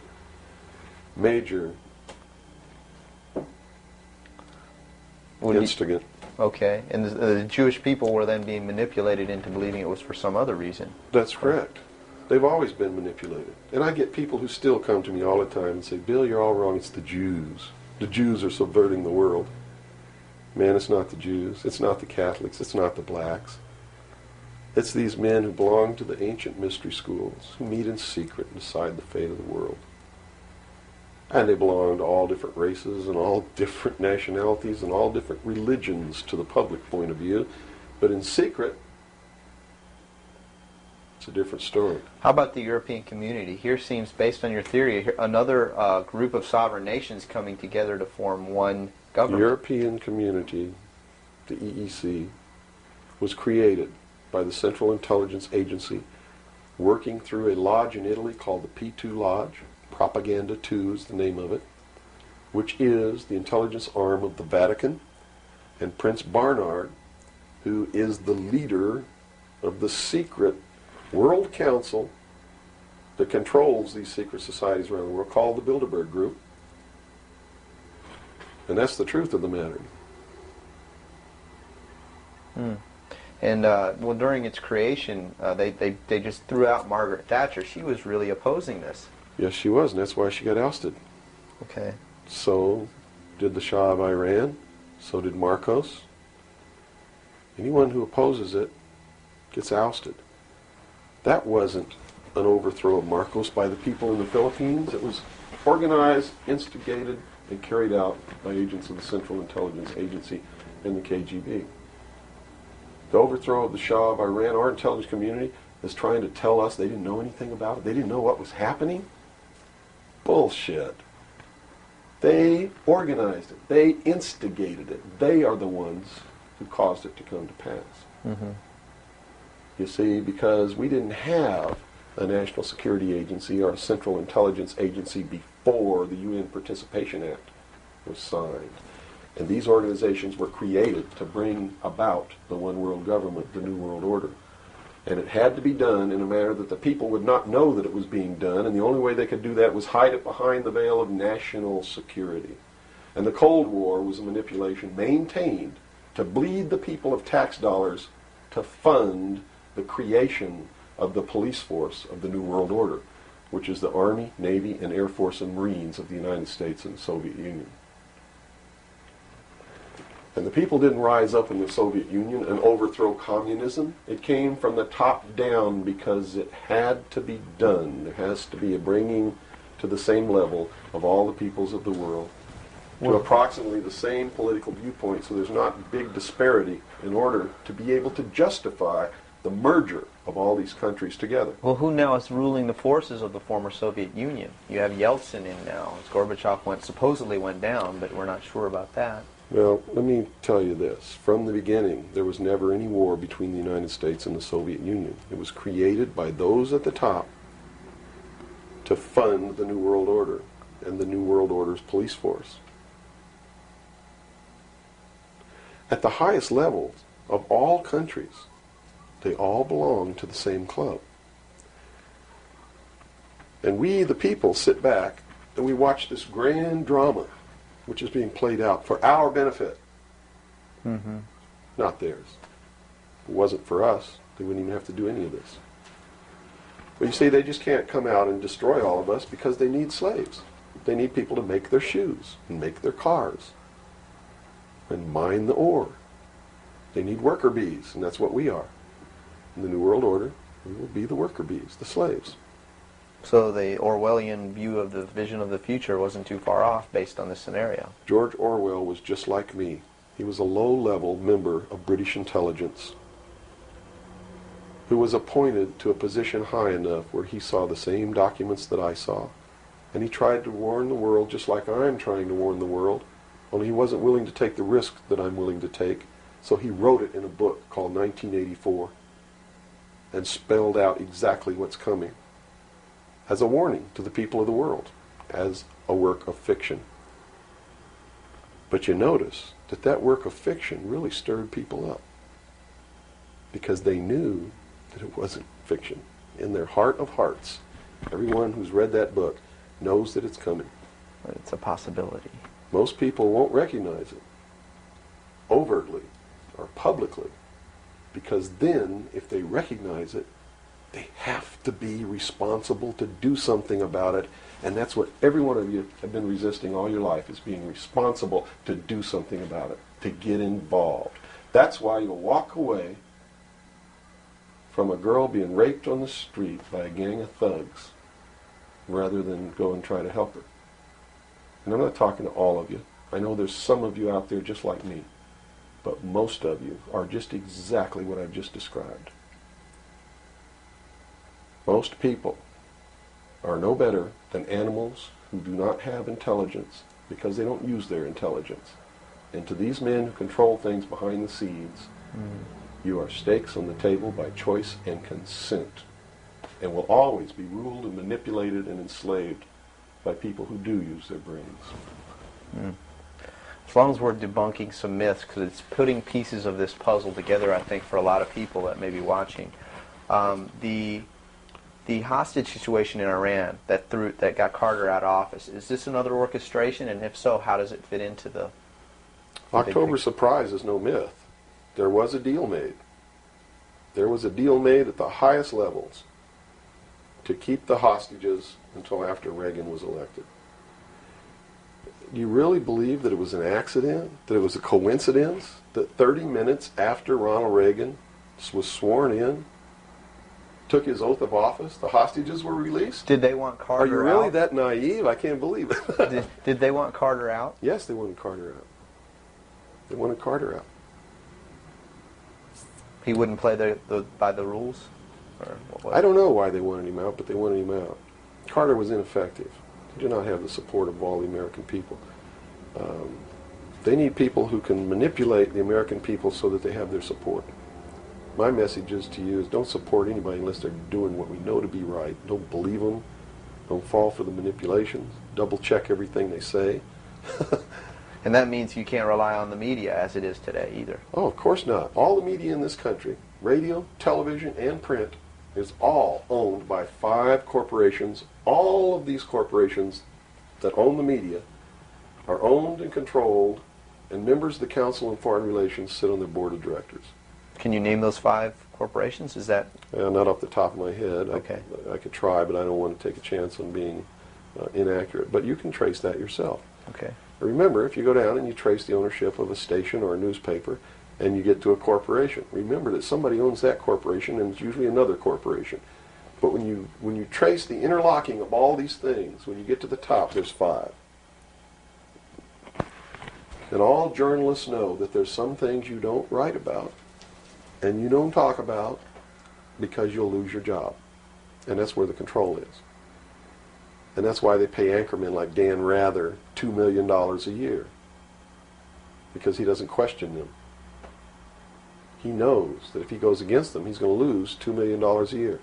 Do you think a man that looks pretty and sits in front of a TV camera for the 6 o'clock news is worth $2 million a year? No way. I don't care how long he works, and I don't care what he does. There is no job worth $2 million a year. That's why they pay athletes these fantastic salaries. I was listening to the radio the other day. They just contracted to pay one player on one team $6 million a year. Can you believe this? And why is that? It's the Roman circus. What does the emperor do when the people become restive? And when the people are asking questions, and when the people don't like the policies of the emperor, he sends them to the circus. He creates a circus. He builds a giant coliseum. And he begins to throw the Christians to the lions. And he has great chariot races and football games and basketball games, all to keep the idiots preoccupied with things that don't mean anything in the scheme of the entire world, so that they don't have the time to learn what the truth is, so they don't ever get smart enough to learn how they're being manipulated, so they don't ever question the emperor.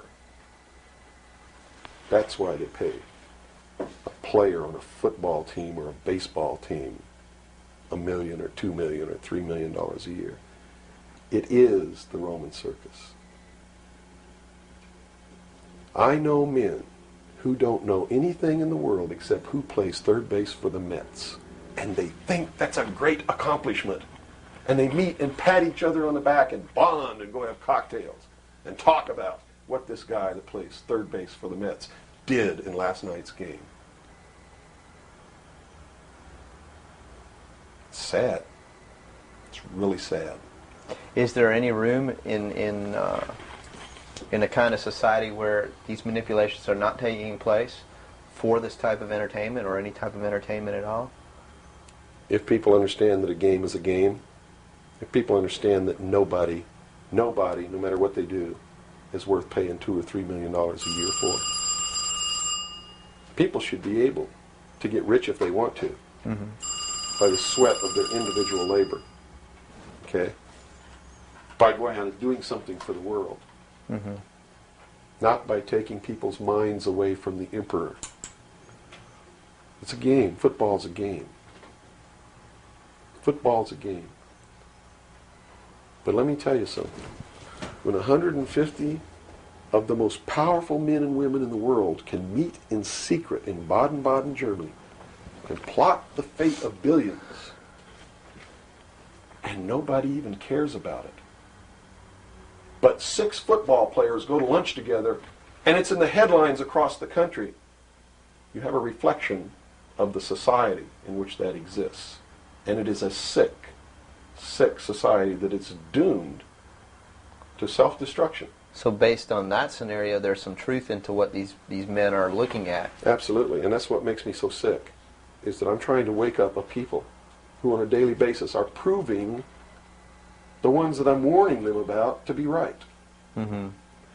Well, so that even though a minority, there are people out there that you recognize are awake to this, if they don't do something about it, they will lose that ability to be free in that way. That's correct. Whether they might think, well, I don't need to worry about it because I know what I know and I'm fine. That's it doesn't right. work that way. There's a connection here to everything. That is correct. That is absolutely correct.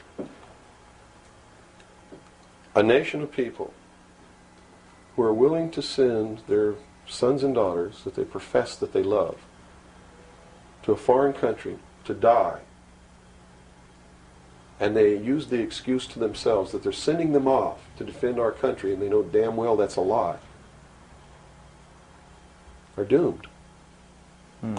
It's funny, there's a parable, you said Ben Franklin earlier was even a part of this. Yes. A parable of Ben Franklin, I don't know if you're familiar with it. He paid too much for the whistle. He came up when he was a young boy. Are you familiar with that parable? No, go ahead. When he was a young boy, he was given an allowance. And, you know, it was a decent amount of allowance. And he was going to the store to get a toy. You know, he was very excited about that. And along the way, he met some boys who had this whistle, you know, and he saw that, and he saw the little boys blowing this whistle, and he thought, wow, the greatest whistle, this is the greatest toy. He really wanted this thing. So without asking, he gave all his money away, you know, to these boys for this whistle. And he went home, and sure enough, he got very bored with it, and he had no more money to buy something that was really, you know, worthwhile to him. Sure. And so from that point on, he had a saying that said, you know, don't pay too much for the whistle. And I think somehow that relates here. He's also the one, when the Constitutional Convention was finished, when they wrote the Constitution and signed it, when it had been signed, he walked out the doors. Someone outside, I forget who it was, I believe it was a reporter for one of the newspapers in the 13 colonies, asked him, he said, "What have you wrought, Ben?" Ben looked at him and he said, "A republic, if you can keep it."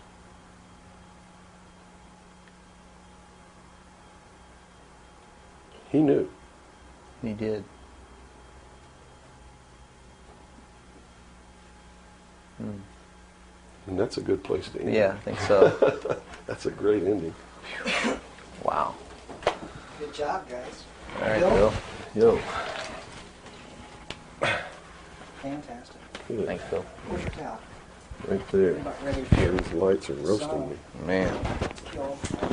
I've already had my son. I'm ready for a bath. You know, the major media is great at putting out the propaganda because, you know, this meme out there, this idea put out by the mainstream media that we have the people have no choice because, after all, you just can't let them fail.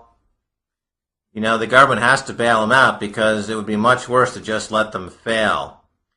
And this is remarkable because the major mainstream media have gotten the American public to buy into policies that guarantee their impoverishment, and it's just a testament to the triumph of mainstream media to push out any dissenting voice or any debate or any kind of public service that you would think would be inherently obligatory for a public airwave to adhere to.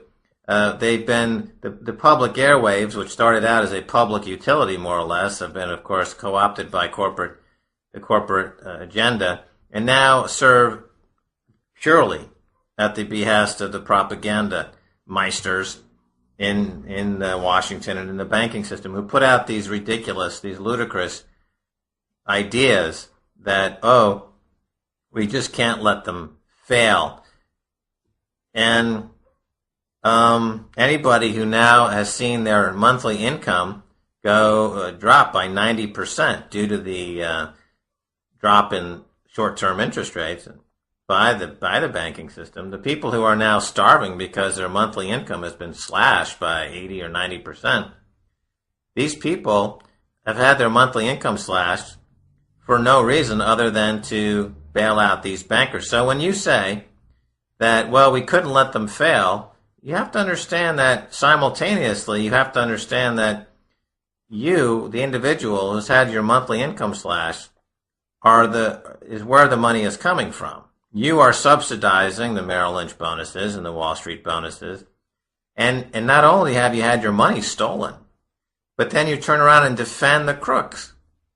And this has got to be the very nature of this whole idea of the Stockholm Syndrome, where the person who's been kidnapped falls in love with their captor. The American people have been kidnapped by the banking system, and now they're defending the banking system while the banking system steals their money in the form of driving interest rates low to bail out banks who have kept afloat this enormous slush fund scheme, unnumbered accounts that are simply there to launder money, launder losses.